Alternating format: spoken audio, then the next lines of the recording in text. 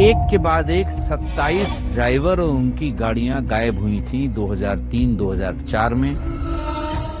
इसने ये बताया कि साहब मैं जब आदमी को गला घोड़ता हूँ रस्सी से तो जीव में तो प्राण निकलता है, तो उसकी जो को देख मुझे आनंद आता है। 100 से ज्यादा मर्डर करके लाशें मगरमच्छों को खिला डाली। 125 किडनियों का व्यापार किया। यूपी के सीरियल किलर में आज पढ़िए और देखिए अलीगढ़ के ऐसे डॉक्टर की कहानी जिसने 50 हत्याओं के बाद गिनना ही बंद कर दिया था। हत्या करने के बाद लाश मगरमच्छों से भरी नहर में फेंक देता। मरने वाले की हड्डियां तक नहीं मिलती। यही वजह थी कि वो सालों तक बचा रहा और कहलाया डॉक्टर डेथ। गुड़गांव बस अड्डा 3 फरवरी 2002 की शाम। हॉर्न की आवाजें, बसें लगातार आ जा रही थीं। कोई बस पकड़ने के लिए दौड़ रहा था तो कोई किसी का इंतजार कर रहा था। टैक्सी स्टैंड पर गाड़ियां लाइन से खड़ी थीं। भीड़ के बीच से एक आदमी आया और टैक्सी ड्राइवर नरेश की ओर देखकर बोला, बरेली चलोगे? नरेश ने सिर उठाया और सहजता से जवाब दिया, हाँ साहब जरूर जाएंगे।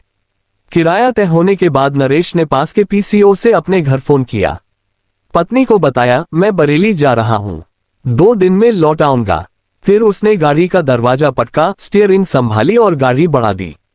2 दिन बीत गए लेकिन नरेश घर नहीं लौटा। नरेश का भाई रामनिवास थाने पहुंचा और बोला, भाई बरेली गया था। गाड़ी स्टेशन से चली थी लेकिन अब तक कोई खबर नहीं है। पुलिस ने एफआईआर दर्ज करके जांच शुरू की। बस स्टॉप और डिपो खंगाले गवर्नमेंट रेलवे पुलिस जीआरपी से बात की, लेकिन न गाड़ी का पता चला और न ड्राइवर का।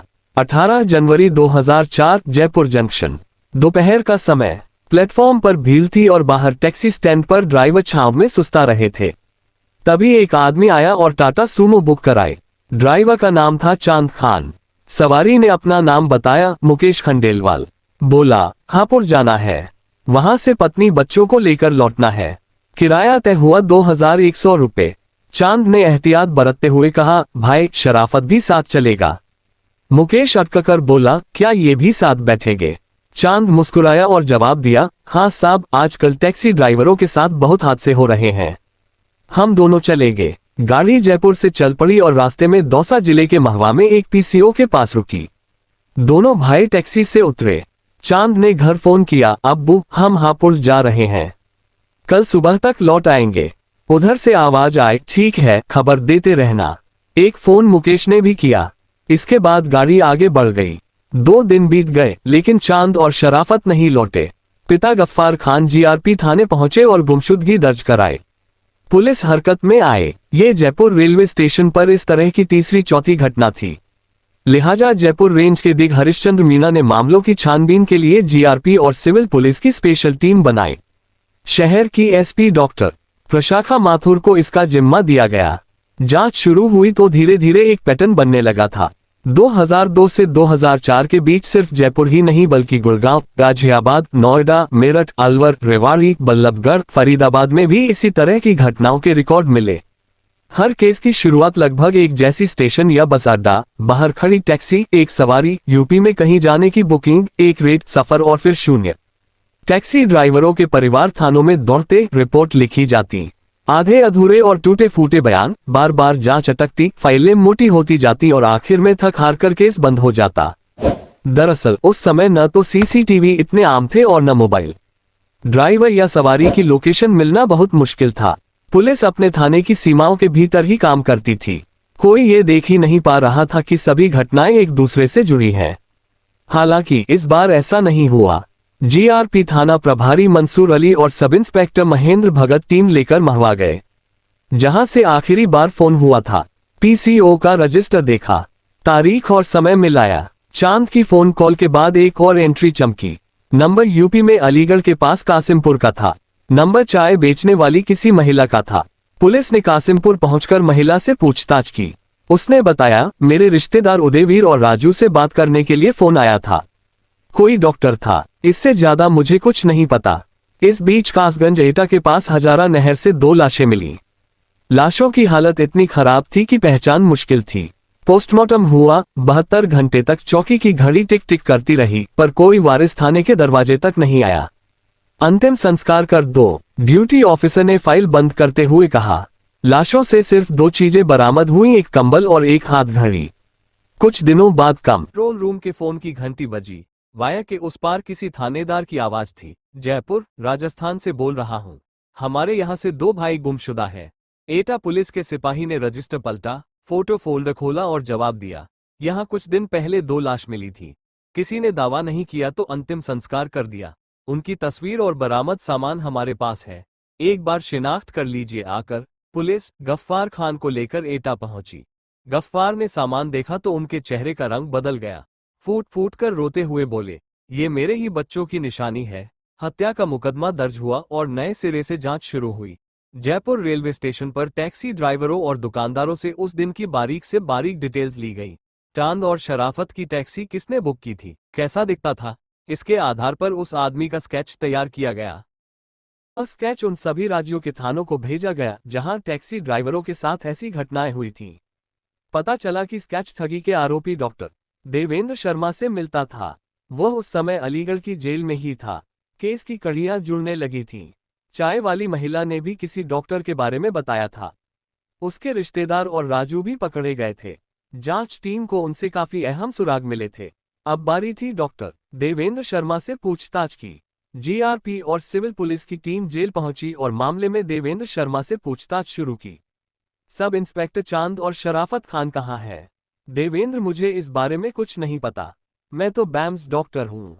ठगी के झूठे केस में मुझे फंसाया जा रहा है। सब इंस्पेक्टर महवा के पीसीओ से 2 कॉल हुई थी, एक जयपुर और दूसरी कासिमपुर। दूसरी कॉल तुमने की थी, पीसीओ वाले ने तुम्हारा स्केच पहचाना है। देवेंद्र, पहचान अक्सर धोखा देती है साहब। सब इंस्पेक्टर ने मेज पर धीरे से स्केच रखते हुए कहा, ये देखो स्केच तुमसे मिलता है। तुम्हारे खास उदयवीर और राजू पकड़े गए हैं। दोनों ने बताया है कि मर्डर तुम ही ने किए हैं। इतना सुनते ही देवेंद्र की अकड़ खत्म हो गई। उसने कबूल कर लिया कि चांद खां की टाटा सूमो उसी ने मुकेश नाम से बुक कराई थी। पीसीओ से फोन करके उसने उदयवीर और राजू से कासिमपुर के आगे पुल से पहले कच्चे मोड़ पर मिलने को कहा था। गाड़ी वहां पहुंची तो देवेंद्र ने चांद से कहा, ये दोनों मेरे लोग हैं, इन्हें भी हापुड़ जाना है। चांद ने अपने भाई शराफत की तरफ देखा। उसने सिर हिलाया और कहा, जल्दी बैठिए। गाड़ी आगे बढ़ी। डैशबोर्ड की घड़ी रात 8:55 बजा रही थी। देवेंद्र ने सहज लहजे में कहा, ड्राइवर साहब जरा रुकिए, टायर से कुछ आवाज आ रही है। चांद ने पुल से पहले सड़क किनारे गाड़ी लगाई। पीछे के दरवाजे खुले, अंधेरा और सरसराहट एक साथ भीतर आए। देवेंद्र ने पीछे मुड़कर धीरे से कहा, कंबल पीछे है, सीट पर बिछा दो। उसी पल उदयवीर और राजू ने बेल्ट निकाल ली। चांद झुककर टायर देख ही रहा था कि गर्दन के चारों ओर बेल्ट कस गई। कसके खींच, छोड़ना मत। पीछे से फुसफुसाहट आए। शराफत ने पीछे देखा और चिल्लाया, ओ ये क्या? वाक्य पूरा भी नहीं हुआ था कि दूसरी बेल्ट उसके गले पर जकड़ गई। केबिन में कुछ पल जूझने की खड़खड़, टेढ़े पड़े इंडिकेटर की टिक टिक और फिर सन्नाटा हो गया। दोनों भाई के शरीर में हरकत बंद हो गई। देवेंद्र ने इशारा किया। नहर की सतह दिखाई दे रही थी। पहले कंबल सीट से उठा, फिर दोनों भाइयों की लाशें कंधे पर उठाए। पहले एक और फिर दूसरी लाश नहर में फेंक दी। 2 बार छपाक की आवाज आई। नहर ने दोनों को अपने भीतर समा लिया। देवेंद्र ने बिना पीछे देखे कहा, चलो। अब ड्राइविंग सीट पर उदयवीर था। उसे मालूम था कि नहर मगरमच्छों से भरी है। उसमें कोई लाश फेंकी तो हड्डियां तक नहीं मिलेंगी। जब पुलिस ने डॉक्टर देवेंद्र से और कड़ाई से पूछना शुरू किया तो परतें खुलती चली गईं। पता चला कि वो सीरियल किलर है। अलीगढ़ के छर्रा थाना क्षेत्र के पुरैनी गांव के रहने वाले देवेंद्र ने 1984 में बिहार से bachelor of ayurvedic medicine and surgery BAMS की डिग्री ली। इसके बाद राजस्थान के बांदीकुई में जनता क्लिनिक नाम से करीब 10 साल तक अपनी डिस्पेंसरी चलाई। साल 1994 में वो गांव लौटा। यहां उसने एलपीजी गैस एजेंसी खोलने की सोची। इस चक्कर में उसने 11 लाख रुपए गंवा दिए क्योंकि गैस एजेंसी देने वाली कंपनी फर्जी थी। यहीं से उसकी जिंदगी ने खतरनाक मोड़ लिया। वो गैस एजेंसी नहीं ले पाया तो उसने फर्जी गैस एजेंसी खोल ली। उसने चोरी के गैस सिलेंडर लाकर बेचने शुरू कर दिए, लेकिन इससे कमाई नहीं हो रही थी। कुछ साल बाद उसकी मुलाकात अवैध किडनी ट्रांसप्लांट करने वाले डॉक्टर अमित कुमार से हुई। देवेंद्र ने डॉक्टर अमित के लिए काम करना शुरू कर दिया। गरीब और कम पढ़े लिखे लोगों को पैसों का लालच देकर उनकी किडनी निकाल ली जाती। इसके साथ ही देवेंद्र ने गैस सिलेंडर सप्लाई करने वाले ट्रक ड्राइवरों को शिकार बनाना शुरू किया। अपने साथियों के साथ मिलकर सिलेंडर से लदे ट्रक लूटता और ड्राइवरों की किडनी निकालकर मगरमच्छों से भरी हजारा नहर में फेंक देता। एक किडनी से लिए डॉक्टर देवेंद्र को 4 से 5 लाख रुपए मिलते। सिलेंडर उसकी फर्जी गैस एजेंसी पर उतरते और ट्रक हापुड़ चोर बाजार में बिक जाता। इस धंधे में देवेंद्र ने मोटा पैसा कमाया। 1998 से 2004 तक महज 6 साल में देवेंद्र शर्मा ने 125 से ज्यादा अवैध किडनी ट्रांसप्लांट कराए। देवेंद्र से जब पूछा गया कि उसने अब तक कितने ट्रक ड्राइवरों की किडनी निकालकर मारा है तो उसका जवाब था कि 50 के बाद गिनती करनी छोड़ दी थी। इसी तरह देवेंद्र ने अलग अलग राज्यों के टैक्सी ड्राइवरों को निशाना बनाना शुरू किया। चांद और शराफत के मर्डर केस में डॉक्टर देवेंद्र शर्मा, उसके दोनों साथियों उदयवीर और राजू को 2018 में उम्र कैद की सजा हुई। इसके अलावा 5 और मामलों में भी फैसले आए, जिसमें से एक में देवेंद्र को फांसी हुई। जनवरी 2020 में देवेंद्र शर्मा 20 दिन की पैरोल पर जयपुर सेंट्रल जेल से बाहर आया। पैरोल खत्म होने के बाद सरेंडर करने के बजाय फरार हो गया। उसने दिल्ली में एक विधवा से शादी की और प्रॉपर्टी डीलिंग का काम करने लगा। जुलाई 2020 में पुलिस को खबर मिली कि देवेंद्र दिल्ली में है। दिल्ली पुलिस ने उसे गिरफ्तार करके जयपुर पुलिस को सुपुर्द कर दिया। अगस्त 2023 में वह 2 महीने की पैरोल पर बाहर आया और फरार हो गया। करीब 2 साल तक राजस्थान के दौसा जिले के एक आश्रम में पुजारी बनकर छिपा रहा। प्रवचन देता था, साधु था, इसलिए दिल्ली पुलिस ने उसे पकड़ने के लिए सावधानी बरती। पुलिस रेकी करने के लिए आश्रम में जाने लगी। मई 2025 में पुलिस ने उसे आश्रम से गिरफ्तार किया। गिरफ्तारी के वक्त देवेंद्र प्रवचन दे रहा था, जीव हिंसा महापाप है और इसका कोई प्रायश्चित नहीं है। इस समय डॉक्टर देवेंद्र शर्मा दिल्ली की तिहाड़ जेल में सजा काट रहा है। अलीगढ़ में डॉक्टर देवेंद्र शर्मा उर्फ डॉक्टर डेथ के गांव में जब भास्कर टीम पहुंची तो गांव वाले बात करने को तैयार नहीं हुए।